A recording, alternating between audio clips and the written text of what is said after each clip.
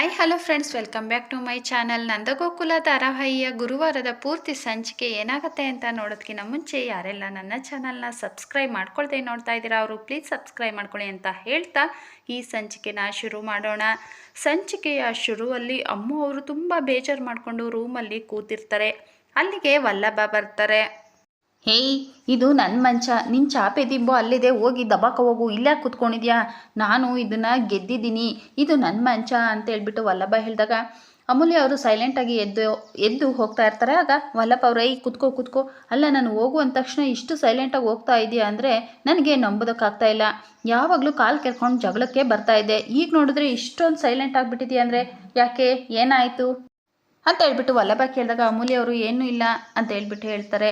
ಆಗ ಅಲ್ಲ, ಈ ನಿನ್ನ ಮೂತಿಗೆ ಈ ಥರ ಎಕ್ಸ್ಪ್ರೆಷನ್ ಎಲ್ಲ ಸೂಟ್ ಆಗೋದಿಲ್ವಲ್ಲ, ಯಾಕೆ ಈಗ ಈ ಥರ ನಾಟಕ ಆಡ್ತಾ ಇದೆಯಾ ನೀನು ಅಂತ ಹೇಳ್ಬಿಟ್ಟು ವಲ್ಲಭ ಕೇಳ್ತಾರೆ. ಆಗ ಅಮ್ಮು ಅವರು ನಾನು ಏನೇ ಮಾಡಿದ್ರು ನಿನಗೆ ನಾಟಕ ಅಂತ ಅನಿಸುತ್ತೆ, ನನ್ನ ಬೇಜಾರು ನನಗೆ, ನನ್ನ ಪಾಡಿಗೆ ನನ್ನನ್ನು ಬಿಟ್ಬಿಡು ಅಂತ ಹೇಳ್ಬಿಟ್ಟು ಅಮ್ಮು ಹೇಳಿದಾಗ ಓಹೋ, ಭೂತದ ಬಾಯಲ್ಲಿ ಭಗವದ್ಗೀತೆ ಮ್ಯಾಟ್ರ್ ಇಷ್ಟೊಂದು ಸೀರಿಯಸ್ ಆಗಿದೆ ಅಂತ ಅಂದಮೇಲೆ ಏನೋ ವಿಷಯ ಇದೆ, ಏನು ವಿಷಯ ಅಂತ ಹೇಳು ಅಂತ ಹೇಳ್ಬಿಟ್ಟು ವಲ್ಲಭ ಕೇಳ್ತಾರೆ. ಆಗ ಅಮ್ಮು ಅವರು ಅದು ಇವತ್ತು ಮಾಧವನ ಬಾವನ ಮದುವೆಗೋಸ್ಕರ ಎಲ್ಲರೂ ಸಹಾಯ ಮಾಡೋದಕ್ಕೆ ಮುಂದಾದರು, ಆದರೆ ನಾನು ಸಹಾಯ ಮಾಡೋದಕ್ಕೆ ನನ್ನ ಕೈಲಿ ಆಗಲಿಲ್ವಲ್ಲ ಅಂತ ನನಗೆ ಗಿಲ್ಟ್ ಫೀಲ್ ಕಾಡ್ತಾ ಇದೆ. ಅಲ್ಲ ಮಾವ ನನ್ನ ಬಗ್ಗೆ ಏನು ಅಂದ್ಕೊಂಡ್ರೋ ಏನೋ ಅಂತ ಹೇಳ್ಬಿಟ್ಟು ಅಮೂಲ್ಯ ಹೇಳಿದಾಗ ವಲ್ಲಭ ಅವರು ಹೇ ಕೋತಿ, ಅಪ್ಪ ಏನಾದರೂ ದುಡ್ಡು ಕೊಡಿ ಅಂತ ಕೇಳಿದ್ರಾ? ಇಲ್ಲ ಅಲ್ವಾ, ನಾವು ದುಡ್ಡು ಕೊಡೋಕೆ ಹೋದರೂ ಅವರು ಕೈ ಚಾಚಿ ಇಸ್ಕೊಳ್ಳಿಲ್ಲ, ಅವರು ಯಾರ ಸಹಾಯನೂ ಬೇಡ ಅಂತ ಆಸೆ ಪಡ್ತಾರೆ ಅಷ್ಟೇ, ಅಂಥದ್ದೇನಿಲ್ಲ ಅಂತ ಹೇಳ್ಬಿಟ್ಟು ವಲ್ಲಭ ಹೇಳಿದಾಗ ಅಮೂಲ್ಯ ಅವರು ತಗೊಳ್ಲಿಲ್ಲ, ನನಗೂ ಗೊತ್ತು, ಆದರೆ ಎಲ್ಲರೂ ಹೆಲ್ಪ್ ಮಾಡೋದಕ್ಕೆ ಮುಂದಾದರು, ನನ್ನ ಕೈಲಿ ಏನು ಮಾಡೋದಕ್ಕೆ ಆಗಲಿಲ್ವಲ್ಲ ಅಂತ ತುಂಬ ಬೇಜಾರಾಗ್ತಾ ಇದೆ ಅಂತ ಹೇಳ್ಬಿಟ್ಟು ಅಮೂಲ್ಯ ಅವರು ಬೇಜಾರು ಮಾಡಿಕೊಂಡಾಗ ವಲ್ಲಭ ಅವರು ಕರಿಬೇಕು, ಅಷ್ಟೊಂದು ಯಾಕೆ ಫೀಲ್ ಮಾಡ್ಕೊಳ್ತಾ ಇದೆಯಾ, ಅಪ್ಪ ಆಗಲಿ ಬೇರೆ ಯಾರೇ ಆಗಲಿ ನಮ್ಮ ಮನೇಲಿ ಆ ರೀತಿ ಎಲ್ಲ ಅಂದ್ಕೊಳ್ಳೋದಿಲ್ಲ, ನೀನೇನು ಟೆನ್ಷನ್ ತೊಗೊಳ್ಬೇಡ. ಏನು ಗೊತ್ತಾ, ಅಪ್ಪನಿಗೆ ನಾನು ದುಡ್ಡು ಕೊಡೋಕ್ಕೆ ಹೋದೆ ಅಲ್ವಾ, ಆ ದುಡ್ಡಲ್ಲಿ ನಿಂದು ಸೇರಿದೆ ಅಂತ ಅನ್ಕೋ, ಒಂದು ವಿಷಯ ತಿಳ್ಕೊ, ನಾನು ದುಡ್ಡು ಕೊಟ್ಟಿದ್ದೀನಿ, ದುಡ್ಡು ಕೊಡೋದಕ್ಕೆ ಹೋದೆ ಅಂದರೆ ಅದರಲ್ಲಿ ನಿಂದು ದುಡ್ಡು ಸೇರಿದೆ ಅಂತಲೇ ಅರ್ಥ. ಇಷ್ಟು ಚಿಕ್ಕ ವಿಷಯಕ್ಕೆ ಮೂತಿನ ಈಗ ಮಾಡ್ಕೊಂಡು ಇಟ್ಕೊಂಡ್ರೆ ಆಯಿತಾ? ನನಗೆ ಇನ್ನೊಂದು ವಿಷಯಕ್ಕೆ ಖುಷಿ ಇದೆ, ನಮ್ಮ ಅಣ್ಣನ ಮದುವೆಗೆ ಹೆಲ್ಪ್ ಮಾಡಬೇಕು ಅನ್ನೋ ಮನಸ್ಸು ನಿನಗಾಯ್ತಲ್ಲ, ನನಗೆ ತುಂಬ ಖುಷಿ ಆಯಿತು ಅಂತ ಹೇಳ್ಬಿಟ್ಟು ವಲ್ಲಭ ಹೇಳಿದಾಗ ವಲ್ಲಭ ಮಾತನ್ನು ಕೇಳಿ ಅಮ್ಮು ಅವ್ರಿಗೆ ತುಂಬಾ ಖುಷಿ ಆಗುತ್ತೆ. ಸರಿ ಹೋಗಿ ಬಿದ್ಕೋ ಅಂತ ಹೇಳ್ಬಿಟ್ಟು ಹೇಳ್ತಾರೆ. ಆಗ ಅಮೂಲ್ಯ ಅವರು ಮಲ್ಗೋದಕ್ಕೆ ಅಂತ ಹೋಗ್ತಾ ಇರಬೇಕಾದ್ರೆ ಒಂದು ನಿಮಿಷ ನಿಂತ್ಕೋ ಅಂತ ಹೇಳ್ಬಿಟ್ಟು ತಮ್ಮ ಪರ್ಸಲ್ಲಿದ್ದ ದುಡ್ಡನ್ನು ತೆಗೆದು ಅಮ್ಮಗೆ ಕೊಡ್ತಾರೆ. ಅಲ್ಲ ಕಡಪಪ್ಪ, ನಾನು ಇದನ್ನ ಹೋಗಿ ಮದುವೆಗೆ ಅಂತ ಕೊಟ್ಟರೆ ಎಲ್ಲ ನಗೋದಿಲ್ವಾ ಅಂತ ಹೇಳ್ಬಿಟ್ಟು ಅಮ್ಮು ಕೇಳಿದಾಗ ನೀನೇನಾದರೂ ಈ ದುಡ್ಡನ್ನು ತೊಗೊಂಡೋಗಿ ಮದುವೆಗೆ ಅಂತ ಕೊಟ್ಟರೆ ಎಲ್ಲ ನಗಾಡ್ಬಿಡ್ತಾರೆ, ನಾನು ಕೊಟ್ಟಿದ್ದು ಮದುವೆ ಕೊಡಲಿ ಅಂತಲ್ಲ, ನಿನ್ನ ಹತ್ರ ದುಡ್ಡಿಲ್ಲ ಅಂತ ಹೇಳ್ತಾ ಇದ್ದಲ್ಲ, ಖರ್ಚಿಗಾಗುತ್ತೆ ಇಟ್ಕೋ ಅಂತ ಕೊಟ್ಟೆ. ಹಾಗೆ ಇನ್ನೊಂದು ವಿಷಯ, ನಿನ್ಗೆ ಏನಕ್ಕಾದ್ರೂ ದುಡ್ಡು ಬೇಕಾದರೆ ನನ್ನನ್ನೇ ಕೇಳು ಅಂತ ಹೇಳ್ಬಿಟ್ಟು ವಲ್ಲಭ ಹೇಳ್ತಾರೆ. ವಲ್ಲಭ ದುಡ್ಡು ಕೊಟ್ಟಿದ್ದನ್ನು ನೋಡಿ ಅಮೂಲ್ಯ ಅವ್ರಿಗೆ ತುಂಬಾ ಖುಷಿಯಾಗುತ್ತೆ. ಮತ್ತೊಂದು ಕಡೆ ಸುಕನ್ಯಾ ಮತ್ತು ಮಾಧವ್ ಅವರು ಬರ್ತಾ ಇರ್ತಾರೆ. ಮಾಧವ ಅವರು ಪೂಜೆ ಎಲ್ಲ ಚೆನ್ನಾಗಾಯಿತು ಅಲ್ವಾ ಅಂತ ಹೇಳ್ಬಿಟ್ಟು ಕೇಳಿದಾಗ ಸುಕನ್ಯಾ ಅವರು ಕೆಲವ್ರು ಹೆಂಗೆ ಗೊತ್ತಾ ಮಾಧವ, ಫ್ರೆಂಡ್ಶಿಪ್ ಅಂತ ಹೇಳ್ತಾನೆ ಇರ್ತಾರೆ, ಆದರೆ ಒಬ್ಬರ ಮೇಲೆ ಒಬ್ಬರಿಗೆ ನಂಬಿಕೆನೇ ಇರೋದಿಲ್ಲ, ಆ ಥರ ಮನುಷ್ಯರು ಅವರು ಅಂತ ಹೇಳ್ಬಿಟ್ಟು ಬೈಕೊಳ್ತಾ ಇರಬೇಕಾದ್ರೆ ಮಾಧವ ಅವರು ಯಾರನ್ನು ಬೈಕೊಳ್ತಾ ಇದೆಯಾ ಸುಕನ್ಯಾ ಅಂತ ಹೇಳ್ಬಿಟ್ಟು ಕೇಳಿದಾಗ ಇನ್ಯಾರನ್ನ, ನಿನ್ನನ್ನೇ ಅಂತ ಹೇಳ್ಬಿಟ್ಟು ಸುಕನ್ಯಾ ಹೇಳ್ತಾರೆ. ನಾನು ಏನು ಮಾಡಿದೆ ಅಂತ ಹೇಳ್ಬಿಟ್ಟು ಮಾಧವ ಕೇಳಿದಾಗ ಮತ್ತಿನ್ನೇನು, ನಿನಗೆ ಆಕ್ಸಿಡೆಂಟ್ ಆಗಿ ಕಾಲ್ಗೆ ಇಷ್ಟೊಂದು ಪೆಟ್ಟಾಗಿದ್ರು ನನ್ನ ಹತ್ರ ಹೇಳಿಲ್ವಲ್ಲ ಅಂತ ಹೇಳ್ಬಿಟ್ಟು ಸುಕನ್ಯಾ ಕೋಪ ಮಾಡ್ಕೊಳ್ತಾರೆ. ಆಗ ಮಾಧವ ಅವರು ಸಾರಿ ಅಂತ ಹೇಳ್ಬಿಟ್ಟು ಸಾರಿ ಕೇಳ್ತಾರೆ. ಆಗ ಸುಕನ್ಯಾ ಅವರು ನೀನು ಈ ರೀತಿ ಮುದ್ದಾಗಿ ಸಾರಿ ಕೇಳಬೇಡ, ನೀನು ಈ ರೀತಿ ಮುದ್ದಾಗಿ ಸಾರಿ ಕೇಳಿದ್ರೆ ನಿನ್ನನ್ನು ಕ್ಷಮಿಸ್ಬಿಡಬೇಕು ಅಂತ ಅನಿಸುತ್ತೆ ಅಂತ ಹೇಳ್ಬಿಟ್ಟು ಸುಕನ್ಯಾ ಹೇಳಿದಾಗ ಮಾಧವ ಅವ್ರಿಗೆ ಖುಷಿಯಾಗುತ್ತೆ. ಸುಕನ್ಯಾ ಅವರು ಹೌದು, ನನ್ನನ್ನು ಏನಕ್ಕೆ ದೇವಸ್ಥಾನಕ್ಕೆ ಕರ್ಕೊಂಡೋಗಿದ್ದೆ ಅಂತ ಹೇಳ್ಬಿಟ್ಟು ಕೇಳ್ತಾರೆ. ಅದು ದೇವಸ್ಥಾನಕ್ಕೆ ಹೋದರೆ ಮನಸ್ಸಿಗೆ ಏನೋ ಒಂಥರ ನೆಮ್ಮದಿ, ದೇವ್ರ ದರ್ಶನ ಮಾಡಿದ ಮೇಲೆ ನಮ್ಮ ನೋವೆಲ್ಲ ಮರ್ತೋಗ್ಬಿಡುತ್ತೆ, ಏನೋ ಒಂಥರ ಮನಸ್ಸಿಗೆ ಖುಷಿ ಸಿಗುತ್ತೆ. ಹಾಗೆ ನೀನು ಯಾವಾಗಲೂ ನಡೆದದ್ದನ್ನೆಲ್ಲ ನೆನಪಿಸ್ಕೊಂಡು ಯಾವಾಗಲೂ ಕೊರಗ್ತಾ ಇರ್ತೀಯಲ್ಲ, ಅದಕ್ಕೆ ನಿನ್ನನ್ನು ದೇವಸ್ಥಾನಕ್ಕೆ ಕರ್ಕೊಂಡು ಹೋದೆ, ನಡೆದದ್ದನ್ನೆಲ್ಲ ಮರೀಲಿ, ನೀನು ಖುಷಿಯಾಗಿರಲಿ ಅಂತ ಆ ರೀತಿ ಮಾಡಿದೆ ಅಂತ ಹೇಳ್ಬಿಟ್ಟು ಮಾಧವ ಹೇಳಿದಾಗ ಸುಕನ್ಯಾ ಅವರು ನೀನು ಹೇಳ್ತಾ ಇರೋದು ನಿಜ ಮಾಧವ, ದೇವಸ್ಥಾನಕ್ಕೆ ಹೋಗಿ ಬಂದಮೇಲೆ ನನ್ನ ಮನಸ್ಸು ಕೂಡ ತುಂಬ ನಿರಾಳ ಆಗಿಬಿಟ್ಟಿದೆ ಅಂತ ಹೇಳ್ಬಿಟ್ಟು ಸುಕನ್ಯಾ ಹೇಳ್ತಾರೆ. ಆಗ ಮಾಧವ ಅವರು ಹೌದು, ನಾನು ಕೂಡ ಚಿಕ್ಕ ಹುಡುಗನಲ್ಲಿ ಪರೀಕ್ಷೆ ಬಂದಾಗ ತುಂಬ ಹೆದರ್ಕೊಳ್ತಾ ಇದ್ದೆ, ಆಗ ಅಪ್ಪ ನನ್ನನ್ನು ದೇವಸ್ಥಾನಕ್ಕೆ ಕರ್ಕೊಂಡು ಹೋಗಿ ಬರ್ತಾಯಿದ್ರು, ಆವಾಗ ನನ್ನ ಮನಸ್ಸಿಗೆ ಸಮಾಧಾನ ಆಗ್ತಾ ಇತ್ತು ಅಂತ ಹೇಳ್ಬಿಟ್ಟು ಮಾಧವ ಅವರು ಮಾತಾಡಿಕೊಂಡು ನಗ್ತಾ ಇರ್ತಾರೆ. ಆಗ ಅಲ್ಲಿಗೆ ಜ್ಯೋತಿ ಮತ್ತು ಇಂದ್ರ ಅವರು ಕೂಡ ಬರ್ತಾರೆ. ಇಂದ್ರ ಅವರು ಮಾಧವ ಅವ್ರನ್ನ ನೋಡಿ ಹೇಯ್ ಆ ಕಡೆ ನಡಿಯೇ ಅಂತ ಹೇಳ್ಬಿಟ್ಟು ಮರೆಯಲ್ಲಿ ಕರ್ಕೊಂಡು ಬಂದು ಮಾಧವ ಮತ್ತು ಸುಕನ್ಯಾ ಅವ್ರನ್ನ ನೋಡ್ತಾ ಇರ್ತಾರೆ ಇಂದ್ರ. ಆಗ ಇಂದ್ರ ಅಲ್ಲಿ ನೋಡಿ ಮಾಧವ ಹುಡುಗಿ ಜೊತೆ ಎಷ್ಟು ಕ್ಲೋಸ್ ಆಗಿ ಮೂವ್ ಮಾಡ್ತಾ ಇದ್ದಾನೆ ಅಂತ ಹೇಳ್ಬಿಟ್ಟು ಹೇಳ್ತಾರೆ. ಆಗ ಜ್ಯೋತಿಯವರು, ಅಮ್ಮ ಹುಡುಗ ಅಂದಮೇಲೆ ಹುಡುಗಿ ಫ್ರೆಂಡ್ಸ್ ಇದ್ದೇ ಇರ್ತಾರೆ, ನೀನು ಯಾಕೆ ಇಷ್ಟೊಂದು ಟೆನ್ಷನ್ ಮಾಡ್ಕೊಳ್ತಾ ಇದೆಯಾ ಅಂತ ಹೇಳ್ಬಿಟ್ಟು ಜ್ಯೋತಿ ಹೇಳ್ತಾರೆ. ಆಗ ಇಂದ್ರ ಅವರು, ಏಯ್ ಬೇರೆ ಹುಡುಗರಿಗೆ ಹುಡುಗಿರು ಫ್ರೆಂಡ್ಸ್ ಇದ್ದಾರೆ ಅಂದರೆ ನಂಬೋದು, ಆದರೆ ಮಾಧವನಿಗೆ ಹುಡುಗಿರು ಫ್ರೆಂಡ್ಸ್ ಇದ್ದಾರೆ ಅಂದರೆ ನಂಬೋದಕ್ಕೆ ಸಾಧ್ಯನೇ ಇಲ್ಲ, ಇಲ್ಲಿ ಏನೋ ನಡೀತಾ ಇದೆ ಅಂತ ಹೇಳ್ಬಿಟ್ಟು ಇಂದ್ರ ಹೇಳಿದಾಗ, ಅಮ್ಮ ಮೋಸ್ಟ್ಲಿ ಅವ್ರಿಗೆ ಮದುವೆ ಫಿಕ್ಸ್ ಆಗಿದೆಯಾ ಅಲ್ವಾ, ಅವ್ರ ಫಿಯಾನ್ಸ್ ಇರಬೇಕು, ಸುಮ್ಮನೆ ನೀನು ಟೆನ್ಷನ್ ಮಾಡಿಕೊಂಡು ನನಗೂ ಟೆನ್ಷನ್ ಕೊಡ್ತೀಯಾ ಅಂತ ಹೇಳ್ಬಿಟ್ಟು ಹೇಳಿದಾಗ, ಹೌದಲ್ವಾ ಅದು ನಿಜ ಇರ್ಬೋದು, ಆದರೆ ಮದುವೆಗಿಂತ ಮುಂಚೆ ಹುಡುಗಿ ಜೊತೆ ಈ ರೀತಿ ಎಲ್ಲ ಸುತ್ತಾಡೋದಕ್ಕೆ ಆ ನಂದ ಪರ್ಮಿಷನ್ ಕೊಟ್ಟಿದ್ದಾನೆ ಅಂದರೆ ನಂಬೋದಕ್ಕೆ ಸಾಧ್ಯ ಇಲ್ಲ ಅಂತ ಹೇಳ್ಬಿಟ್ಟು ಇಂದ್ರ ಹೇಳಿದಾಗ, ಅಮ್ಮ ನೀನು ಅದನ್ನೆಲ್ಲ ಬಿಟ್ಟಾಕು, ಈಗ ನಾನು ಮೊದಲು ಮನೆಗೆ ಹೋಗಬೇಕು, ನಡಿ ಹೋಗೋಣ ಅಂತ ಹೇಳ್ಬಿಟ್ಟು ಜ್ಯೋತಿ ಹೇಳ್ತಾರೆ. ಇಂದ್ರ ಅವರು, ಹೌದಲ್ವಾ ಸರಿ ನಡಿ ಹೋಗೋಣ ಅಂತ ಹೇಳ್ಬಿಟ್ಟು ಅಲ್ಲಿಂದ ಹೊರಡ್ತಾರೆ. ಈ ಕಡೆ ಪ್ರಿಯಾ ಅವರು ತಮ್ಮ ಬಟ್ಟೆ ಎಲ್ಲ ಜೋಡಿಸ್ಕೊಳ್ತಾ ಇರ್ತಾರೆ. ಆಗ ಅಲ್ಲಿಗೆ ವೀಣಾ ಅವ್ರು ಬರ್ತಾರೆ. ಏ ಪ್ರಿಯಾ, ಬಟ್ಟೆನ ನೀಟಾಗಿ ಜೋಡಿಸ್ಕೊ, ಯಾವುದಾದ್ರೂ ಬಿಟ್ಟು ಹೋದರೆ ಚೌಟ್ರಿಯಿಂದ ಬಂದು ತೊಗೊಂಡೋಗೋದಕ್ಕೆ ಕಷ್ಟ ಆಗುತ್ತೆ. ಏಯ್ ಲಾವಣ್ಯ, ನೀನೇನೆ ಆಗ್ಲಿಂದ ತಿಂತಾನೆ ಇದೆಯಾ, ಯಾವಾಗ ನೋಡಿದ್ರು ತಿಂತಾನೆ ಇರ್ತೀಯ, ನಿಮ್ಮ ಅಕ್ಕಗೆ ಏನಾದರೂ ಸಹಾಯ ಮಾಡಬೇಕು ತಾನೇ, ನೋಡಬೇಕಲ್ವಾ ಅವಳು ಏನು ಮಾಡ್ಕೋತಾಳೋ ಏನೋ ಅಂತ ಹೇಳ್ಬಿಟ್ಟು ವೀಣಾ ಅವ್ರು ಹೇಳಿದಾಗ, ಅಮ್ಮ ನಾನು ಆಗ್ಲಿಂದ ಆಪಲ್ ತಿನ್ಕೊಂಡು ಅಕ್ಕ ಬಟ್ಟೆ ಜೋಡಿಸ್ಕೊಳ್ಳೋದನ್ನು ನೋಡ್ತಾನೆ ಇದ್ದೀನಿ ಅಂತ ಹೇಳ್ಬಿಟ್ಟು ಲಾವಣ್ಯ ಹೇಳಿದಾಗ, ವೀಣಾ ಅವರು, ಹೇಗೆ ತರಲೆ, ನಾನು ಹೇಳಿದ್ದು ಅವಳಿಗೆ ಸಹಾಯ ಮಾಡು ಅಂತ. ಹಾಗೆ ಪ್ರಿಯಾ, ನಾನು ಮಾತಾಡ್ತೀನಿ ಕೇಳು, ನಿನಗೆ ಈ ಸೀರೆಗಳೆಲ್ಲ ಸಾಕಾಗಿಲ್ಲ ಅಂದರೆ ಅಳಿಯಂದ್ರನ್ನ ಕೇಳು, ಒಂದೇನೋ 10 ಸೀರೆ ಬೇಕಾದರೂ ಕೊಡಿಸ್ತಾರೆ ಅವ್ರು ನಿನಗೆ ಅಂತ ಹೇಳ್ಬಿಟ್ಟು ವೀಣಾ ಹೇಳಿದಾಗ ಪ್ರಿಯಾ ಅವರು ಸರಿ ಅಂತ ಹೇಳ್ತಾರೆ. ಆಗ ಅಲ್ಲಿಗೆ ಪರಮೇಶ್ ಬರ್ತಾರೆ. ವೀಣಾ ಅವರು, ರೀ ಮಂಜಣ್ಣನ ಹತ್ರ ಬಡ್ಡಿಗೆ ದುಡ್ಡೇ ಹೇಳಿದ್ದೀನಿ ಅಂತ ಹೇಳಿದ್ರಲ್ಲ, ದುಡ್ಡು ಸಿಕ್ತಾ ಅಂತ ಹೇಳ್ಬಿಟ್ಟು ಕೇಳ್ತಾರೆ. ಆಗ ಪರಮೇಶ್ ಅವರು, ದುಡ್ಡು ಇಲ್ಲ ಅಂತ ಹೇಳಿಬಿಟ್ಟ ಕಣೆ, ಅಲ್ಲ ಯಾವ ಆಧಾರದ ಮೇಲೆ ನಿಮಗೆ ದುಡ್ಡು ಕೊಡೋದು, ಯಾವ ಪ್ರಾಪರ್ಟಿನ ನೀವು ಶ್ಯೂರಿಟಿ ಕೊಡ್ತೀರಾ ಅಂತೆಲ್ಲ ಕೇಳಿಬಿಟ್ಟ, ಏನು ಮಾಡೋದು ಅಂತ ಗೊತ್ತಾಗ್ತಾ ಇಲ್ಲ, ಆದರೆ ಈಗ ದುಡ್ಡು ಹೊಂದಿಸೋದೇ ಕಷ್ಟ ಆಗಿಬಿಟ್ಟಿದೆ ಅಂತ ಹೇಳ್ಬಿಟ್ಟು ಪರಮೇಶ್ ಹೇಳ್ತಾರೆ. ಆಗ ಪ್ರಿಯಾ ಅವರು, ಅಪ್ಪ ನಾವು ಇದಕ್ಕೆ ಹೇಳಿದ್ದು ಅವ್ರ ಹತ್ರ ಎಲ್ಲ ಸತ್ಯನೂ ಹೇಳಿಬಿಡೋಣ ಅಂತ, ಈಗ ನನ್ನ ಮದುವೆ ಖರ್ಚಿಗೆ ಏನು ಮಾಡ್ತೀರಾ, ಹಾಗೆ ನನ್ನ ಒಡವೆಗೆಲ್ಲ ಏನು ಮಾಡ್ತೀರಾ ಅಪ್ಪ ಅಂತ ಹೇಳ್ಬಿಟ್ಟು ಪ್ರಿಯಾ ಅವ್ರು ಕೇಳಿದಾಗ ಪರಮೇಶ್ ಮತ್ತು ವೀಣಾ ಅವ್ರಿಗೆ ಟೆನ್ಷನ್ ಆಗುತ್ತೆ. ವೀಣಾ ಅವರು ಅಲ್ಲೇ ಬೀರುಲಿದ್ದಂತಹ ಒಡವೆಗಳನ್ನೆಲ್ಲ ತೊಗೊಂಡು ಬಂದು ಖುಷಿಯಿಂದ ಪ್ರಿಯಾ ಅವ್ರಿಗೆ ಹಾಕ್ತಾರೆ. ಪ್ರಿಯಾ ಅವ್ರಿಗೆ ತುಂಬಾ ಖುಷಿ ಆಗುತ್ತೆ. ಅಮ್ಮ ನಿಜವಾಗ್ಲೂ ನನಗೆ ತುಂಬ ಖುಷಿ ಆಗ್ತಾಯಿದೆ, ಹೌದು ಇಷ್ಟೊಂದು ಒಡವೆ ಎಲ್ಲ ಯಾವಾಗ ತೊಗೊಂಡು ಬಂದೆ, ಯಾವ ಅಂಗಡೀಲಿ ತೊಗೊಂಡು ಬಂದೆ ಅಂತ ಹೇಳ್ಬಿಟ್ಟು ಕೇಳ್ತಾರೆ. ಆಗ ಅಲ್ಲ ಕಣೆ, ಈ ಇಷ್ಟೊಂದು ಒಡವೆ ಎಲ್ಲ ಕೊಡಿಸೋ ಅಷ್ಟು ದುಡ್ಡು ನಮ್ಮ ಹತ್ರ ಇದೆಯಾ, ಅಲ್ಲ ನಾವೇನಾದರೂ ಇಷ್ಟೊಂದು ಒಡವೆನ ಈಗಿನ ಬಂಗಾರದ ರೇಟಲ್ಲಿ ನಿನಗೆ ಕೊಡಿಸ್ಬೇಕು ಅಂದರೆ ನಮ್ಮ ಲಿವರು ಕಿಡ್ನಿ ಎಲ್ಲ ಮಾರಬೇಕಾಗತ್ತೆ, ನಕಲಿ ಚಿನ್ನ ಅಂತ ಹೇಳ್ಬಿಟ್ಟು ವೀಣಾ ಹೇಳ್ತಾರೆ. ವೀಣಾ ಮಾತನ್ನು ಕೇಳಿ ಪ್ರಿಯಾ ಅವ್ರಿಗೆ ತುಂಬಾ ಶಾಕ್ ಆಗುತ್ತೆ. ಈಗಲೇ ನಿಮ್ಮ ಅಪ್ಪನಿಗೆ ಸಾಲ ಅಂತ ಕೇಳಿದ್ರು ಒಂದು ಪೈಸೆ ದುಡ್ಡು ಹುಟ್ತಾ ಇಲ್ಲ, ಅದಕ್ಕೆ ನಾನು ಈ ರೀತಿ ಎಲ್ಲ ಮಾಡಿದೆ ಅಂತ ಹೇಳ್ಬಿಟ್ಟು ವೀಣಾ ಅವ್ರು ಹೇಳಿದಾಗ, ಅಮ್ಮ ಇದು ನಕಲಿ ಅಂತ ಅವ್ರಿಗೆ ಗೊತ್ತಾಗೋದಿಲ್ವಾ ಅಂತ ಹೇಳ್ಬಿಟ್ಟು ಪ್ರಿಯಾ ಅವ್ರು ಕೇಳ್ತಾರೆ. ಅಲ್ಲ ಕಣೆ, ನಾನೇ ಬೀರುವಿಂದ ಈ ಒಡವೆನ ತೆಗೆದೆ ನಿನ್ನ ಮೈ ಮೇಲೆ ಹಾಕ್ತೆ, ನಿನಗೆ ಗೊತ್ತಾಗಲಿಲ್ಲ, ಇನ್ನು ಬೇರೆಯವ್ರಿಗೆ ಗೊತ್ತಾಗುತ್ತಾ, ಅದರಲ್ಲೂ ಚೌಟ್ರಿಲಿ ಮಧು ಮಗಳ ಮೇಲೆ ಒಡವೆ ಹಾಕಿದಾರೋ ಇಲ್ವೋ ಅಂತ ನೋಡ್ತಾರೆ, ಬಿಟ್ಟರೆ ಅದು ಅಸಲಿನೋ ನಕಲಿನೋ ಅಂತ ಯಾರೂ ನೋಡೋದಿಲ್ಲ, ನೀನೇನು ಟೆನ್ಷನ್ ಮಾಡ್ಕೊಳ್ಬೇಡ ಅಂತ ಹೇಳ್ಬಿಟ್ಟು ವೀಣಾ ಹೇಳ್ತಾರೆ. ವೀಣಾ ಮಾತನ್ನು ಕೇಳಿ ಪ್ರಿಯಾ ಅವ್ರಿಗೆ ತುಂಬಾ ಟೆನ್ಷನ್ ಆಗುತ್ತೆ. ಆಗ ವೀಣಾ ಅವರು, ಇದೇನೇ ಇದು, ಮುಖನ ಸುಟ್ಟು ಬದನೆಕಾಯಿ ಥರ ಇಟ್ಕೊಂಡಿದ್ಯಾ ಅಂತ ಹೇಳ್ಬಿಟ್ಟು ಕೇಳ್ತಾರೆ. ಅಮ್ಮ ನನಗೆ ತುಂಬ ಟೆನ್ಷನ್ ಆಗ್ತಾ ಇದೆ ಅಮ್ಮ ಅಂತ ಹೇಳ್ಬಿಟ್ಟು ಪ್ರಿಯಾ ಅವ್ರು ಹೇಳಿದಾಗ, ನೀನೇನು ಟೆನ್ಷನ್ ಮಾಡ್ಕೋಬೇಡ ಮಗಳೇ, ನನ್ನ ಬಿಸ್ನೆಸ್ ಕೈ ಎತ್ತಿದ್ದಿದ್ರೆ ನಿಜವಾಗ್ಲೂ ಬಂಗಾರದ ಒಡವೆ ಇಷ್ಟೆಲ್ಲ ಒಡವೆ ನಿನ್ನ ಮೈ ಮೇಲೆ ಇರ್ತಾಯಿತ್ತು, ಆದರೆ ಏನು ಮಾಡೋದು, ನನ್ನ ಅದೃಷ್ಟ ಚೆನ್ನಾಗಿಲ್ಲ, ನಾನು ದುರದೃಷ್ಟವಂತ, ಈ ರೀತಿ ನಿನ್ನ ಮದುವೆನ ಮಾಡಿಕೊಡ್ಬೇಕಾಗಿದೆ ಅಂತ ಹೇಳ್ಬಿಟ್ಟು ಪರಮೇಶ್ ಹೇಳಿದಾಗ, ವೀಣಾ ಅವರು, ನಿನ್ನ ಅದೃಷ್ಟ ಚೆನ್ನಾಗಿದೆ ಮಗಳೇ, ನಾವು ಹೇಳೋವಂಥ ಸುಳ್ಳೆಲ್ಲ ನಂಬುವಂಥ ಪಾಪದ ಜನರು ನಿನಗೆ ಸಿಕ್ಕಿದ್ದಾರೆ, ಮದುವೆ ಒಂದು ಆಗೋಗ್ಬಿಡ್ಲಿ, ಮದುವೆ ಆದರೆ ಅವರು ಏನೂ ಮಾಡೋದಕ್ಕಾಗೋದಿಲ್ಲ, ನಾವು ಕೂಡ ಚಿಂತೆ ಮಾಡೋ ಅಗತ್ಯನೇ ಇರೋದಿಲ್ಲ ಅಂತ ಹೇಳ್ಬಿಟ್ಟು ವೀಣಾ ಹೇಳ್ತಾರೆ. ಆದರೂ ಕೂಡ ಪ್ರಿಯಾ ಅವ್ರ ಮನಸ್ಸಲ್ಲಿ ಗೊಂದಲ ಶುರುವಾಗುತ್ತೆ. ಆದರೂ ಮಗಳೇ, ನಿನಗೊಂದು ವಿಷಯ ಹೇಳ್ತೀನಿ ಕೇಳು, ಮೀನಾ ತುಂಬ ಚುರುಕಿದ್ದಾಳೆ, ಈ ಒಡವೆ ಎಲ್ಲಿ ಮಾಡಿಸಿದ್ರಿ, ಯಾವ ಅಂಗಡೀಲಿ ತೊಗೊಂಡ್ರಿ ಅಂತ ಹೇಳ್ಬಿಟ್ಟು ಕೇಳ್ತಾ ಇರ್ತಾಳೆ ಅಂತ ಹೇಳ್ಬಿಟ್ಟು ವೀಣಾ ಹೇಳಿದಾಗ, ಹೌದಮ್ಮ ಅವರು ಆ ರೀತಿ ಕೇಳಿದ್ರೆ ನಾನು ಏನು ಹೇಳಿ ಅಂತ ಹೇಳ್ಬಿಟ್ಟು ಪ್ರಿಯಾ ಕೇಳ್ತಾರೆ. ಆಗ ಪರಮೇಶ್ ಅವರು, ಅದೇ ನಾವು ಪುರಾತನ ಕಾಲದಿಂದ ಒಬ್ಬರು ಅಕ್ಕ ಸಾಲಿಗ್ರ ಹತ್ರ ಮಾಡಿಸ್ತಾ ಇದ್ದೀವಿ, ಅವರೇ ಮಾಡಿಸ್ಕೊಟ್ಟಿದ್ದು ಅಂತ ಹೇಳು ಅಂತ ಹೇಳ್ಬಿಟ್ಟು ಹೇಳ್ತಾರೆ. ಆಗ ಲಾವಣ್ಯ ಅವರು, ಅಲ್ಲ ನನಗೆ ಈ ಡಿಸೈನ್ ಇಷ್ಟ ಆಗಿದೆ, ನಾನು ಕೂಡ ಮಾಡಿಸ್ಕೋಬೇಕು ಅಂತ ಮೀನಾ ಅಕ್ಕ ಕೇಳಿದ್ರೆ ಏನು ಮಾಡ್ತೀರಾ ಅಂತ ಹೇಳ್ಬಿಟ್ಟು ಲಾವಣ್ಯ ಕೇಳ್ತಾರೆ.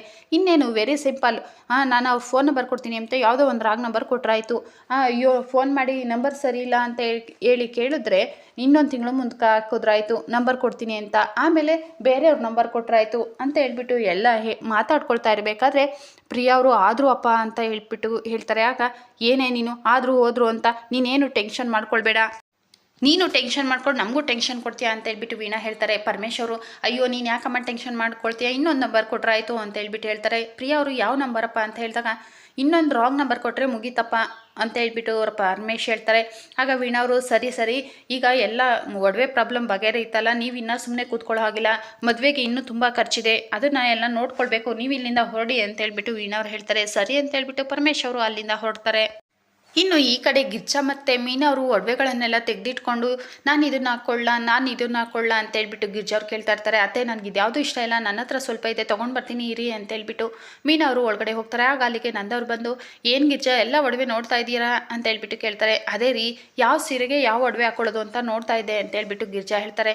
ನೀನು ಯಾವ್ದು ಒಡವೆ ಹಾಕೊಂಡ್ರು ತುಂಬ ಚೆನ್ನಾಗಿ ಕಾಣಿಸ್ತೀಯ ಅಂತ ಹೇಳ್ಬಿಟ್ಟು ನಂದ ಹೇಳಿದಾಗ, ರೀ ಅಂದಂಗೆ ನಿಮ್ಗೊಂದು ಮಾತು ಹೇಳಬೇಕಿತ್ತು, ಸುಜಾತ ಅದೇ 4ನೇ ಮನೆ ಸುಜಾತ ಇದ್ದಾರಲ್ಲ, ಅವರಿಗೆ ಇನ್ವಿಟೇಷನ್ ಕೊಡೋದನ್ನು ಮರ್ತ್ಬಿಟ್ಟಿದ್ದೀವಿ ರೀ, ನೀವು ಅದನ್ನು ಕೊಡೋ ವ್ಯವಸ್ಥೆ ಮಾಡೋದಕ್ಕಾಗುತ್ತಾ ಅಂತ ಹೇಳ್ಬಿಟ್ಟು ಗಿರ್ಜಾ ಕೇಳ್ತಾರೆ.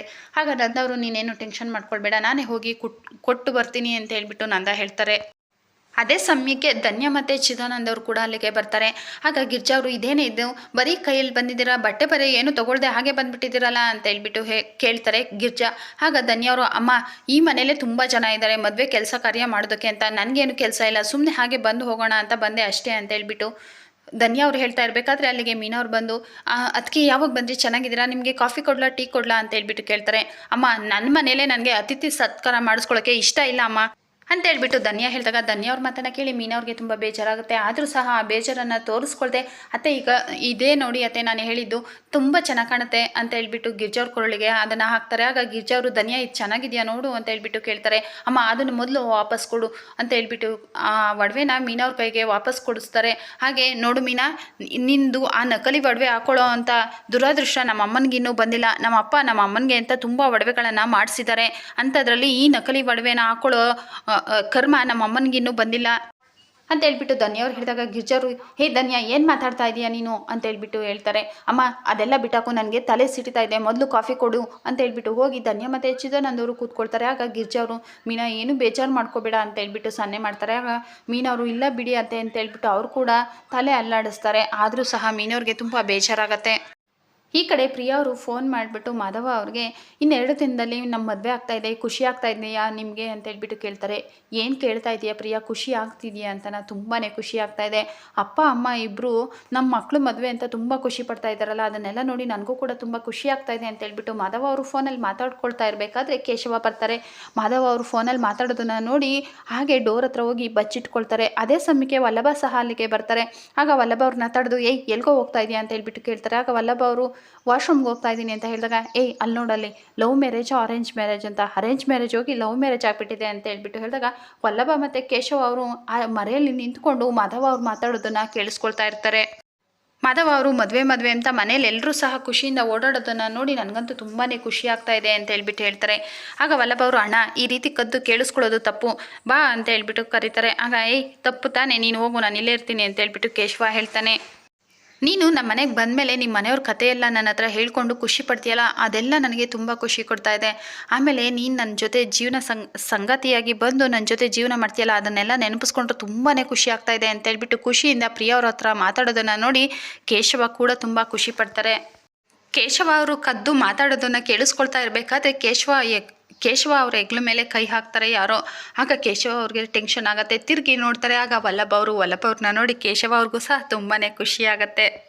ಈ ಕಡೆ ಪರಮೇಶ್ ಅವರು ಏನು ಮಾಡೋದು ಗೊತ್ತಾಗ್ತಾ ಇಲ್ಲ ಕಣೆ ವೀಣಾ, ಯಾರ ಹತ್ರ ಹೋದ್ರೂ ಒಂದು ನಯ ಪೈಸಾ ಕೂಡ ಹುಟ್ತಾ ಇಲ್ಲ, ನಾವು ಮದುವೆ ಖರ್ಚಿಗೆ ಏನು ಮಾಡಬೇಕು ಅಂತಲೇ ಗೊತ್ತಾಗ್ತಾ ಇಲ್ಲ ಅಂತ ಹೇಳ್ಬಿಟ್ಟು ಪರಮೇಶ್ ಹೇಳ್ತಾರೆ. ಅಲ್ಲ ರೀ, ಅದೇ ನಿಮ್ಮ ಫ್ರೆಂಡ್ ವಸೀಸಿನ ಅಂತಲೇ ಏನೋ ಇದ್ದ ಅಂತ ಹೇಳ್ತಾ ಇದ್ದಲ್ಲ, ಅವ್ರ ಹತ್ರ ಕೇಳಬೇಕಿತ್ತು ಅಂತ ವೀಣಾ ಅವರು ಹೇಳಿದಾಗ, ಅಯ್ಯೋ ಅವನೀಗ ದೊಡ್ಡ ಮನುಷ್ಯ ಆಗಿಬಿಟ್ಟಿದ್ದಾನೆ, ಏನೋ CM PA ಏನೋ ಆಗಿದ್ದಾನಂತೆ, ಅವನು ನನ್ನ ಫೋನೇ ತೆಗಿತಾ ಇಲ್ಲ, ಏನು ಮಾಡೋದು ಅಂತಲೇ ಗೊತ್ತಾಗ್ತಾ ಇಲ್ಲ ಕಣೆ ವೀಣಾ, ಏನು ಮಾಡೋದು ಅಂತಲೇ ಅರ್ಥ ಆಗ್ತಾ ಇಲ್ಲ ಅಂತ ಹೇಳ್ಬಿಟ್ಟು ಪರಮೇಶ್ ಹೇಳಿದಾಗ ವೀಣಾ ಅವರು, ಅರ್ಥ ಆಗ್ತಾ ಇಲ್ಲ ಅಂದರೆ ಅಲ್ಲ, ಮದುವೆ ಇಟ್ಕೊಂಡು ಮಗಳು ಜೀವನ ಹಾಳು ಮಾಡೋದಕ್ಕಾಗತ್ತಾ? ನಾನು ನನ್ನ ತಲೆ ಬಾಯಿ ಎಲ್ಲ ಉಪಯೋಗಿಸಿ ಮಗಳು ಜೀವನನ ಇಲ್ಲಿವರೆಗೂ ತೊಗೊಂಡು ಬಂದಿದ್ದೀನಿ, ಮಗಳು ಮದುವೆನ ಇಲ್ಲಿವರೆಗೂ ತೊಗೊಂಡು ಬಂದಿದ್ದೀನಿ, ನೀವೀಗ ಕೈ ಚೆಲ್ಲಿ ಕೂತ್ಕೊಂಡ್ಬಿಟ್ರೆ ಮಗಳು ಕೊರಳಿಗೆ 3 ಗಂಟು ಬೀಳೋದಂತೂ ಸುಳ್ಳಾಗುತ್ತೆ, ಏನಾದರೂ ಮಾಡ್ರಿ ಅಂತ ಹೇಳ್ಬಿಟ್ಟು ವೀಣಾ ಅವ್ರು ಹೇಳ್ತಾರೆ. ಆಗ ಪರಮೇಶ್ ಅವರು ಕೋಪ ಮಾಡಿಕೊಂಡು, ನಾನು ಏನೇ ಮಾಡಲಿ, ನನ್ನ ಜೋಬೆಲ್ಲ ನನ್ನ ಜೀವನೇ ಜಾಲಾಡಿದ್ರು ನನ್ನ ಹತ್ರ ಒಂದು ನಯ ಪೈಸಾ ಇಲ್ಲ, ನನ್ನ ಮುಖ ನೋಡಿ ಯಾವ ಮನುಷ್ಯನೂ ₹1 ದುಡ್ಡು ಕೊಡೋದಕ್ಕೂ ಹಿಂದೆ ಮುಂದೆ ನೋಡ್ತಾ ಇದ್ದಾನೆ, ಹಣೆ ಬರ ಅಂದರೆ ಇದೆ ಅಂತ ಅನಿಸುತ್ತೆ, ನಾನು ಏನು ಮಾಡಲಿ ಅಂತ ಹೇಳ್ಬಿಟ್ಟು ಪರಮೇಶ್ ಅವರು ಬೇಜಾರು ಮಾಡ್ಕೊಳ್ತಾರೆ. ಆಗ ವೀಣಾ ಅವರು ಸ್ವಲ್ಪ ಹೊತ್ತು ಯೋಚನೆ ಮಾಡಿ, ರೀ ಇದ್ಯಾಕ್ರಿ ನನ್ನ ತಲೆಗೆ ಹೊಳಿಲೇ ಇಲ್ಲ ಅಂತ ಹೇಳ್ಬಿಟ್ಟು ಹೇಳ್ತಾರೆ. ಆಗ ಪರಮೇಶ್ ಅವ್ರು ಏನೇ ಹೇಳ್ತಾ ಇದೆಯಾ ನೀನು ಅಂತ ಹೇಳ್ಬಿಟ್ಟು ಕೇಳ್ತಾರೆ. ಅಲ್ಲ ರೀ, ಮನೇಲೇ ಹಾಲಿಟ್ಕೊಂಡು ಪನ್ನೀರ್ಗೋಸ್ಕರ ಊರೆಲ್ಲ ಹಾಲದ್ರಂತೆ, ಆ ರೀತಿ ಆಗೋಯ್ತು. ಅಲ್ಲ ರೀ, ಮಗಳು ಮದುವೆ ಟೆನ್ಷನ್ನಿಗೆ ನನ್ನ ತಲೆ ಎಂದು ಅದೇ ಶೀತಕ್ಕೆ ಬತ್ತು ಹೋಗಿರೋ ಬೆಂಕಿ ಪಟ್ಟಣದ ಥರ ಆಗೋಗ್ಬಿಟ್ಟಿದೆ ಅಂತ ಹೇಳ್ಬಿಟ್ಟು ವೀಣಾ ಅವ್ರು ಹೇಳಿದಾಗ, ಏಯ್ ಅದೇನು ಹಾಲು ಅದೇನು ಪನ್ನೀರು ಅಂತ ಅಚ್ಚುಕಟ್ಟಾಗಿ ಬಿಡಿಸಿ ಹೇಳು ಅಂತ ಹೇಳ್ಬಿಟ್ಟು ಪರಮೇಶ್ ಹೇಳ್ತಾರೆ. ಆಗ ವೀಣಾ ಅವರು, ಅದೇ ರೀ ನಿಮ್ಮ ತಂಗಿ ಗಂಡನ ದುಡ್ಡಿದೆಯಲ್ಲ ಅದನ್ನೇ ನಾವು ಈ ಮದುವೆಗೆ ಯೂಸ್ ಮಾಡಿಕೊಂಡ್ರೆ ಹೇಗೆ ಅಂತ ಹೇಳ್ಬಿಟ್ಟು ವೀಣಾ ಅವ್ರು ಕೇಳ್ತಾರೆ. ವೀಣಾ ಅವ್ರ ಮಾತನ್ನು ಕೇಳಿ ಪರಮೇಶ್ ಅವ್ರಿಗೆ ಟೆನ್ಷನ್ ಆಗುತ್ತೆ. ಈ ಕಡೆ ಮಾಧವ್ ಅವರು ತುಂಬ ದಿನದಿಂದ ನನಗೊಂದು ಡೌಟ್ ಇದೆ, ಅಲ್ಲ ನಾನು ಮದುವೆ ಆದಮೇಲೆ ನಿನ್ನ ಏನಂತ ಕರಿಬೇಕು ಅಂತ ಹೇಳ್ಬಿಟ್ಟು ಮಾಧವ ಕೇಳ್ತಾರೆ. ಆಗ ಪ್ರಿಯಾ ಅವರು, ಏನಂತ ಕರೀತೀರಾ? ನನ್ನ ಹೆಸ್ರು ಹಿಡಿದು ಕರೀತೀರಾ ಅಷ್ಟೇ ತಾನೇ ಅಂತ ಹೇಳ್ಬಿಟ್ಟು ಪ್ರಿಯಾ ಹೇಳಿದಾಗ, ಅಯ್ಯೋ ಬರೀ ಹೆಸ್ರು ಹಿಡ್ದು ಕರೆಯೋದಕ್ಕಾಗುತ್ತಾ, ಅಲ್ಲ ಪ್ರೀತಿಯಿಂದ ಏನಾದರೂ ನಿಕ್ನೇಮ್ ಇಡ್ಬೋದಲ್ಲ ಅಂತ ಹೇಳ್ಬಿಟ್ಟು ಮಾಧವ ಕೇಳ್ತಾರೆ. ಮಾಧವ ಅವರು ಪ್ರೀತಿಯಿಂದ ಮಾತಾಡೋದನ್ನ ನೋಡಿ ಕೇಶವ ಮತ್ತು ವಲ್ಲಭ ಅವ್ರಿಗೆ ತುಂಬಾ ಖುಷಿ ಆಗ್ತಾ ಇರುತ್ತೆ. ಪ್ರಿಯಾ ಅವರು, ನಿಕ್ನೇಮ ಏನಂತ ಕರೀತೀರಾ ಅಂದರೆ ನೀವು ನನ್ನನ್ನು ಬೇರೆ ಯಾವುದೋ ಹೆಸರಿಂದ ಕರಿಬೇಕು ಅಂತ ತುಂಬಾ ಆಸೆ ಪಡ್ತಾ ಇದ್ದೀರಾ ಅಂತ ನನಗೆ ಅನ್ನಿಸ್ತಾ ಇದೆ, ಏನು ಹೆಸರಿಡ್ತೀರಾ ನೀವು ನನಗೆ ಅಂತ ಹೇಳ್ಬಿಟ್ಟು ಪ್ರಿಯಾ ಕೇಳ್ತಾರೆ. ಆಗ ಮಾಧವ ಅವರು ನಗ್ತಾ ಇರ್ತಾರೆ. ಆಗ ಪ್ರಿಯಾ ಅವರು, ಯಾಕೆ ನಗ್ತಾ ಇದ್ದೀರಾ, ಏನು ಹೆಸರಿಂದ ನನ್ನನ್ನು ಕರಿಬೇಕು ಅಂತ ಇದ್ದೀರಾ ಅಂತ ಹೇಳಿ ನೀವು ಅಂತ ಹೇಳ್ಬಿಟ್ಟು ಕೇಳ್ತಾರೆ. ಆಗ ಮಾಧವ ಅವರು, ಅದು ನಾನು ಪ್ರೀತಿಯಿಂದ ನಿನ್ನನ್ನು ಸುಬ್ಬಿ ಅಂತ ಕರೀಲಾ ಅಂತ ಹೇಳ್ಬಿಟ್ಟು ಕೇಳ್ತಾರೆ. ಆಗ ಪ್ರಿಯಾ ಅವರು, ಸುಬ್ಬಿನಾ ಅಂತ ಹೇಳ್ಬಿಟ್ಟು ಕೇಳಿದಾಗ, ಓ ಈ ಹೆಸರು ಬೇಡವಾ, ಹಾಗಾದರೆ ಬೇಡ ಬಿಡು ಅಂತ ಹೇಳ್ಬಿಟ್ಟು ಮಾಧವ ಹೇಳಿದಾಗ, ಇಲ್ಲ ಇಲ್ಲ ಚೆನ್ನಾಗಿದೆ ಕರೀರಿ ಅಂತ ಹೇಳ್ಬಿಟ್ಟು ಪ್ರಿಯಾ ಹೇಳ್ತಾರೆ. ಆಗ ಮಾಧವ ಅವರು, ಹಾಗಾದರೆ ನೀನು ನನ್ನನ್ನು ಏನಂತ ಕರೀತೀಯಾ ಅಂತ ಹೇಳ್ಬಿಟ್ಟು ಕೇಳ್ತಾರೆ. ನಾನು ಇನ್ನೇನಂತ ಕರೀಲಿ, ರೀ ಅಂತ ಕರಿತೀನಿ ಅಂತ ಹೇಳ್ಬಿಟ್ಟು ಪ್ರಿಯಾ ಹೇಳಿದಾಗ, ಆಲ್ಮೋಸ್ಟ್ ಎಲ್ಲ ಹೆಂಗಸರು ಮದುವೆ ಆದಮೇಲೆ ರೀ ಅಂತಲೇ ಕರೆಯೋದು, ಆದರೂ ನೀನು ನನ್ನನ್ನು ಪ್ರೀತಿಯಿಂದ ಏನಾದರೂ ಕರೆದಿದ್ದರೆ ತುಂಬ ಚೆನ್ನಾಗಿರ್ತಾ ಇತ್ತು ಅಂತ ಹೇಳ್ಬಿಟ್ಟು ಮಾಧವ ಹೇಳಿದಾಗ, ಹೌದಾ ಹಾಗಾದರೆ ನಾನು ಕೂಡ ನಿಮ್ಮನ್ನು ಸುಬ್ಬ ಅಂತ ಕರಿತೀನಿ ಅಂತ ಹೇಳ್ಬಿಟ್ಟು ಪ್ರಿಯಾ ಹೇಳ್ತಾರೆ. ಪ್ರಿಯಾ ಮಾತನ್ನು ಕೇಳಿ ಮಾಧವ ಅವ್ರಿಗೆ ತುಂಬ ಖುಷಿಯಾಗುತ್ತೆ. ಹಾಗಾದರೆ ನಿನ್ನ ಬಾಯಿಂದ ನಾನು ಪ್ರೀತಿಯಿಂದ ನನ್ನ ನಿಕ್ನೇಮನ್ನು ಕೇಳಬೇಕು ಅಂತ ಆಸೆ ಪಡ್ತಾ ಇದ್ದೀನಿ ಅಂತ ಹೇಳ್ಬಿಟ್ಟು ಮಾಧವ ಹೇಳಿದಾಗ, ಅವರು ಸುಬ್ಬ ಅಂತ ಹೇಳ್ಬಿಟ್ಟು ಹೇಳ್ತಾರೆ. ಆಗ ಸರಿ, ನಾನು ಲೇಟಾಗಿ ಮಲಗಿದ್ರೆ ಅಪ್ಪ ಬೈತಾರೆ ಅಂತ ಹೇಳ್ಬಿಟ್ಟು ಮಾಧವ ಅವರು ಫೋನ್ ಕಟ್ ಮಾಡ್ತಾರೆ. ಆಗ ಕೇಶವ ಅವರು ಮಾಧವ ಅವ್ರ ಹತ್ರ ಬಂದು, ಹಾ ಸುಬ್ಬ ಈ ಮಾತು ತುಂಬ ಚೆನ್ನಾಗಿದೆ, ನೀವೇನಂತೀರ ವಲ್ಲಭ ಅಂತ ಹೇಳ್ಬಿಟ್ಟು ಕೇಶವ ಹೇಳಿದಾಗ, ವಲ್ಲಭ ಅವರು ಅಲ್ಲಿಗೆ ಬಂದು, ಚೆನ್ನಾಗಿದೆ, ಮುಂಚೆ ನಮ್ಮಣ್ಣ ಫೋನಲ್ಲಿ ಮಾತಾಡೋದಕ್ಕೆ ಮುಜುಗರ ಪಡ್ತಾ ಇದ್ದ, ಆಗ ಸಿಂಗಲ್ ಆಗಿದ್ದ, ಈಗ ಮಿಂಗಲ್ ಆಗಿದ್ದ ಅಂತ ಹೇಳ್ಬಿಟ್ಟು ಕೇಶವ ಮತ್ತು ವಲ್ಲಭ ಅವರು ಆಡ್ಕೊಳ್ತಾ ಇರಬೇಕಾದ್ರೆ, ಅಲ್ಲ ಹುಡುಗಿ ಮಾತಾಡೋದನ್ನು ಕದ್ದು ಕೇಳಿಸ್ಕೊಳ್ಳೋದು ತಪ್ಪು, ನನಗೆ ಮುಜುಗರ ಆಗ್ತಾ ಇದೆ, ನಾನು ಇಲ್ಲಿಂದ ಹೋಗ್ತೀನಿ ಅಂತ ಹೇಳ್ಬಿಟ್ಟು ಮಾಧವ ಅವರು ಅಲ್ಲಿಂದ ಹೋಗೋದಕ್ಕೆ ಮುಂದಾಗ್ತಾರೆ. ವಲ್ಲಭ ಅವರು, ಅಣ್ಣ ಎಲ್ಲಿಗೆ ಹೋಗ್ತಾ ಇದೆಯಾ, ಅಲ್ಲಿ ನೋಡೋ ಅಣ್ಣ ಅವನಿಗೆ ಕೋಪ ಮಾಡ್ಕೊಳ್ಳೋದಕ್ಕೂ ಬರ್ತಾ ಇಲ್ಲ ಅಂತ ಹೇಳ್ಬಿಟ್ಟು ವಲ್ಲಭ ಹೇಳಿದಾಗ, ಹೌದು ಕಣೋ ಮದುವೆ ಅಲ್ವಾ, ಈಗ ಕೋಪ ತಾಪ ಮುನಿಸು ಜಗಳ ಎಲ್ಲನೂ ಮುಚ್ಚಿಟ್ಕೊಳ್ಬೇಕು, ಏನಂತೀರಿ ಮುಜುಗರ ಮಾಧವ ಅವರೇ, ಸುಮ್ಮನಾಗ್ಬಿಟ್ರಲ್ಲ ಅಂತ ಹೇಳ್ಬಿಟ್ಟು ಕೇಶವ ಕೇಳ್ತಾರೆ. ಫ್ರೆಂಡ್ಸ್, ಇಲ್ಲಿಗೆ ನಂದಗೋಕುಲ ಧಾರಾವಾಹಿಯ ಗುರುವಾರದ ಸಂಚಿಕೆ ಮುಕ್ತಾಯವಾಗುತ್ತೆ. ಮುಂದಿನ ಸಂಚಿಕೆಯಲ್ಲಿ ನಂದ ಅವರು ಮೀನಾ ಅಲ್ಲೊಂದು ಸ್ವಲ್ಪ ಅಚ್ಚುಕಟ್ಟಾಗಿಲ್ಲ, ಸ್ವಲ್ಪ ನೋಡಮ್ಮ ಅಂತ ಹೇಳ್ತಾರೆ. ಹಾಗೆ ಇವತ್ತು ನಮ್ಮನೆಗೆ ಒಬ್ಬರು ಅತಿಥಿ ಬರ್ತಾ ಇದ್ದಾರೆ ಅಂತ ಹೇಳ್ಬಿಟ್ಟು ನಂದ ಹೇಳಿದಾಗ, ಯಾರಪ್ಪ ಅಂತ ಹೇಳ್ಬಿಟ್ಟು ವಲ್ಲಭ ಕೇಳ್ತಾರೆ. ಆಗ ರಾಮಾಚಾರಿ ಅವ್ರು ಬರ್ತಾರೆ. ರಾಮಾಚಾರಿ ಅವ್ರನ್ನ ನೋಡಿ ಎಲ್ರಿಗೂ ಕೂಡ ತುಂಬ ಖುಷಿಯಾಗುತ್ತೆ. ಹಾಗೆ ಅರಿಶಿಣದ ಶಾಸ್ತ್ರಕ್ಕೆ ಅಂತ ಹೇಳ್ಬಿಟ್ಟು ಅಮೂಲ್ಯ ಅವ್ರಿಗೆ ಅರಿಶಿಣನ ತೊಗೊಂಡು ಬರೋದಕ್ಕೆ ಅಂತ ಹೇಳ್ಬಿಟ್ಟು ಗಿರ್ಜಾ ಅವ್ರು ಹೇಳ್ತಾರೆ. ಅಮೂಲ್ಯ ಅವರು ತೊಗೊಂಡು ಬರಬೇಕಾದ್ರೆ ಜಾರಿ ಬಿದ್ದುಬಿಡ್ತಾರೆ. ಆಗ ಅಲ್ಲೇ ಇದ್ದಂತಹ ಹಳ್ಳಿ ಹೆಂಗಸರು, ಅಯ್ಯೋ ಮುಗ್ದೋಯ್ತು ಇನ್ನು ಅಪಶಕನ ಅಂತ ಹೇಳ್ತಾ ಇರಬೇಕಾದ್ರೆ ಅಲ್ಲಿಗೆ ಭಾಗ್ಯಲಕ್ಷ್ಮಿ ಅವರ ಅತ್ತೆ ಬರ್ತಾರೆ. ಫ್ರೆಂಡ್ಸ್, ಇಲ್ಲಿಗೆ ನಂದಗೋಕುಲ ಧಾರಾವಾಹಿಯ ಗುರುವಾರದ ಪೂರ್ತಿ ಸಂಚಿಕೆ ಮುಕ್ತಾಯವಾಗುತ್ತೆ. ಇದೇ ಥರ ಎಲ್ಲ ಸಂಚಿಕೆಗಳನ್ನು ನೀವು ನೋಡಬೇಕು ಅಂತ ಹೇಳಿದ್ರೆ ಮರೆಯದೆ ನನ್ನ ಚಾನಲ್ನ ಸಬ್ಸ್ಕ್ರೈಬ್ ಮಾಡಿಕೊಂಡು ಸಪೋರ್ಟ್ ಮಾಡಿ. ವಿಡಿಯೋ ನೋಡಿದ್ದಕ್ಕಾಗಿ ಧನ್ಯವಾದಗಳು.